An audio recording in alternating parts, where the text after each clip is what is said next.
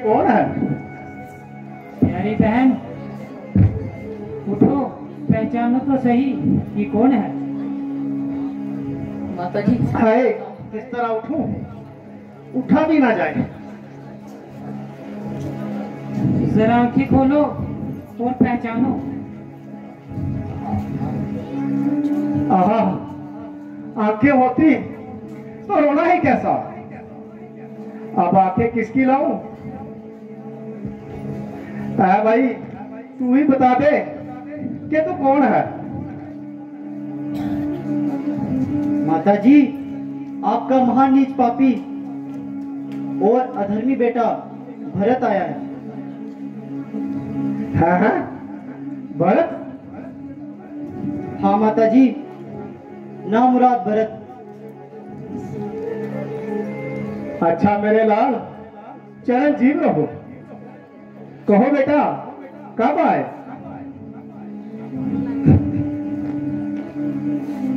बेटा चुप क्यों हो? कुछ मुंह से तो बोलो। क्या मुझसे रूठे हो?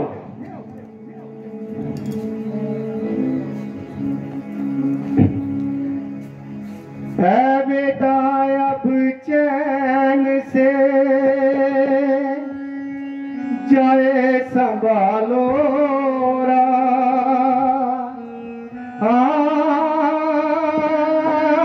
जाए संभालो रा। तेरे मन की कामना पूरी हो गई। अब करो चैन से राज बेटा भरत, अब करो चैन से राज बेटा भरत। रामचंद्र को बन मैं पहुँचाइए, अब करो चैन से राज बेटा भरत। रामचंद्र को बन मैं पहुँचाई दिए। तेरे मन की मुरादे तो पूरी हुई, तेरी माता ने ये कुल खिलाई।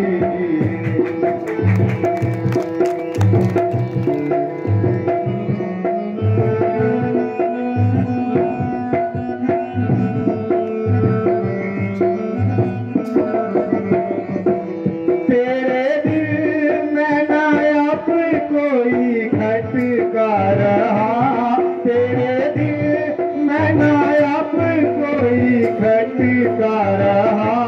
रामचंद्र का काम नायक का रहा। अब क्यों खामोश हो के ठटका रहा।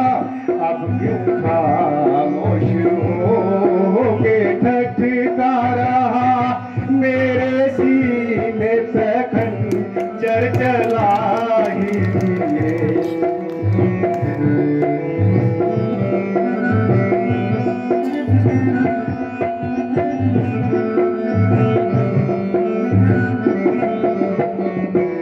यदि मेरी ही सूरत सहाती नहीं, यदि मेरी ही सूरत सहाती नहीं, जिंदगी मुझको खुद ही ये बाती नहीं।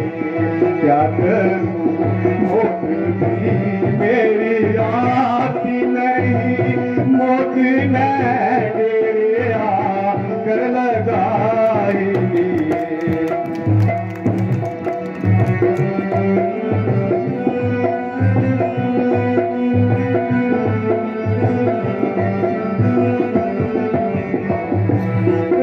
रामचंद्र ने वापस आना नहीं, रामचंद्र ने वापस आना नहीं। और लक्ष्मण नहीं साबताना नहीं। एक मैं हूँ सो मेरा ठिकाना नहीं। मौत ने आगे देर लगाई। अब करो चैन से राज बेटा भरत रामचंद्र को बन मैं चाहिए। बेटा अब तो तेरी दिली मंशा पूरी हो गई और अयोध्या का कुलराज तेरे नाम हो गया। जा जो तू चाहता था वो तुझे मिल गया और रामचंद्र का कांटा तेरे दिल से निकल गया। कहो अब किस बात का विचार है? अब तू ही अयोध्या का खुद मुख्तियार है। हाँ हाँ, अगर मेरी ही सूरत नहीं बाती तो ये जिंदगी खुद मुझे नहीं पाती। पर क्या करूं ये बेशर्म मौत भी मेरी नहीं आती। अगर कुछ खा के मरती हूं तो आत्महत्या का पाप होता है, अगर जिंदा रहती हूं तो तेरी जान को संताप होता है। मगर तसल्ली रख, अब मैं अधिक दिन नहीं जीऊंगी और खुद कम न कुछ कर मर जाऊंगी। अगर ना भी मरी तो तेरे काम में कभी टांग नहीं अड़ाऊंगी। अगर रामचंद्र का ख्याल हो तो वो 14 साल से पहले किसी हालत में अयोध्या में पैर नहीं रख सकता। जाओ मौज उड़ाओ और अपने मार के गुलछड़े उड़ाओ। है माता मेरे बदन में मती लगावे आग, हाँ मती लगावे आग। पापन के पैदा हुआ फूटे मेरे बाल, तेरे चरणों की सौगंध माता मुझे इस शरारत का बिल्कुल पता ही नहीं। तेरे चरणों की सौगंध माता मुझे इस शरारत का बिल्कुल पता ही नहीं।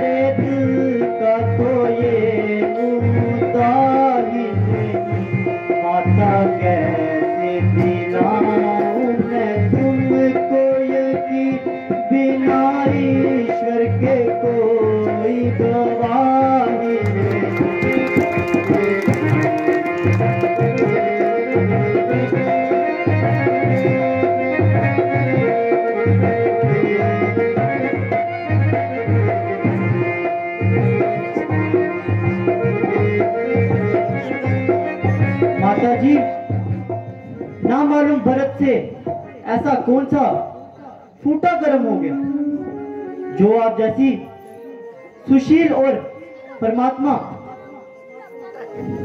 को निस्बत मेरा ऐसा भ्रम हो गया। माता जी, मुझको आपके चरणों की सौगंध है कि मुझसे इस तरह का जिक्र अजहार भी हो। ये मेरी जुबान से ऐसे कमीने ख्यालात का इजहार भी हुआ। अगर मुझे इस साजिश का पता होता तो मैं आपका कसूरवार होता। माता जी, क्या आपको विश्वास है कि भाई रामचंद्र को वनवास दिलाऊंगा और खुद अयोध्या पर राज करूंगा? आपको ये कैसे यकीन हो गया? भरत का हृदय ऐसे मलिन हो गया। माता जी, ये मेरी खोटी तकदीर है कि भरत आपकी नजरों में इस तरह अधीर है। अफसोस, पिताजी के मरते ही चारों ओर विपत्तियों के बादल छा गए। भाई रामचंद्र उपस्थित होते तब भी जिंदगी के दिन काटना आसान थे। वह मुझे पिता के समान थे, परंतु शोक वह भी मुंह मोड़कर वन में चले गए। माताजी, परमेश्वर के वास्ते इस तरह बेरहमी से मेरी जान ना निकालो और ऐसे गहरे कलेजे में ना डालो। हाय हाय, मेरी मौत भी मुझसे डर रही है और उसे यहां आते हुए ना जाने क्या मौत पड़ रही है। हाय परमेश्वर, मुझे मौत की खैरात दो। परंतु सब शत्रु हो गए, पर आप तो मेरा साथ दो। हाय पिताजी, हाय पिताजी।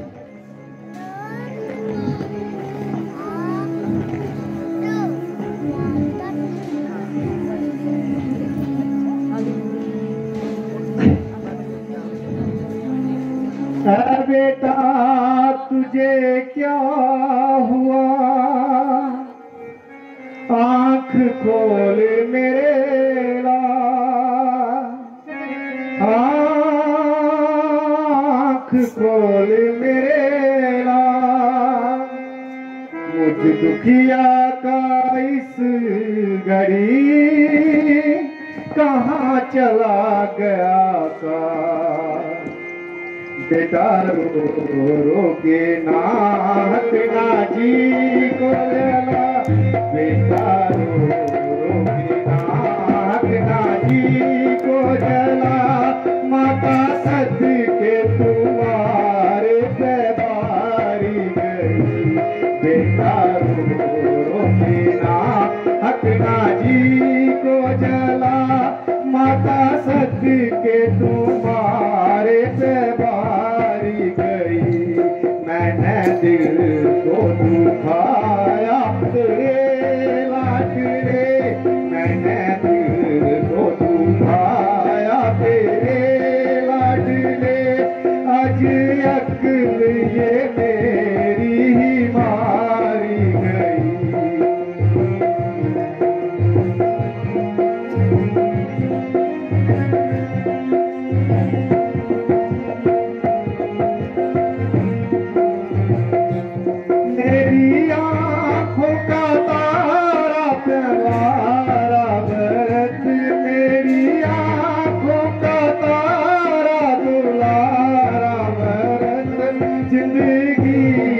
सहारा हमारा भरत रामचंद्र से भी मुझको प्यारा भरत, ये तुझको भी पत सब हारी गई।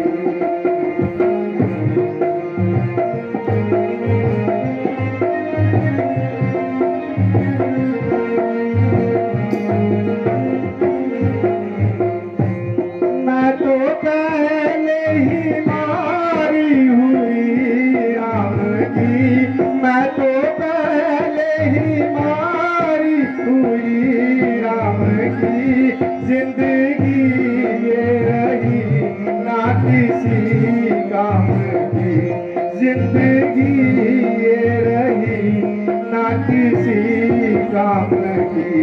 आशिकी बेटा एक तेरे नाम की, आज वो भी मेरे से भी सारी गई।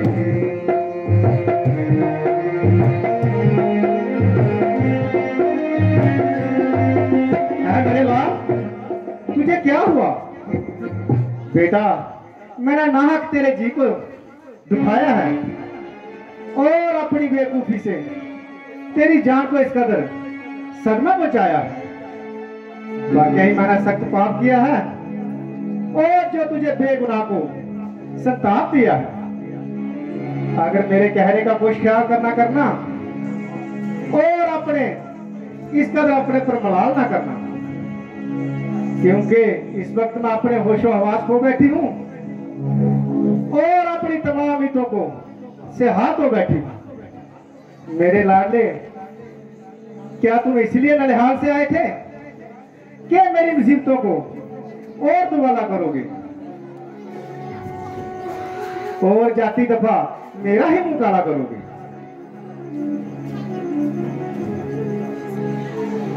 नहीं नहीं,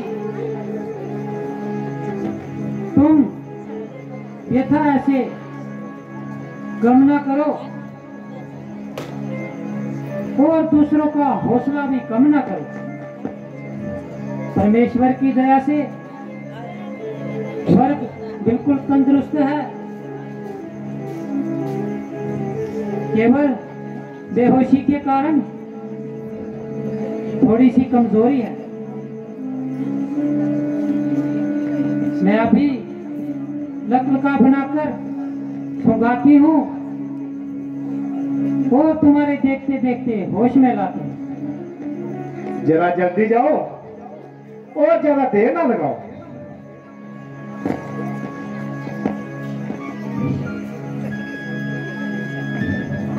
बेटा भरत, उठो।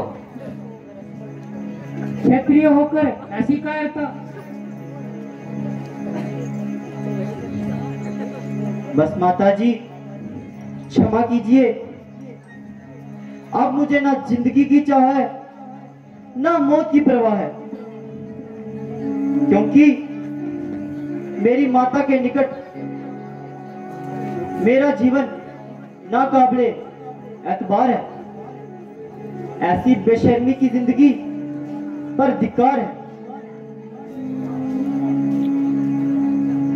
बेटा, मैंने अपनी बेवकूफी का फल पा लिया और बहुत कुछ जो गम उठा लिया।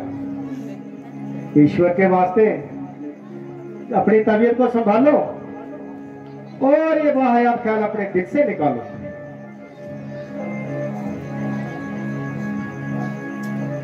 बेटा, पहले महाराज के शव का अंतिम संस्कार करना चाहते हैं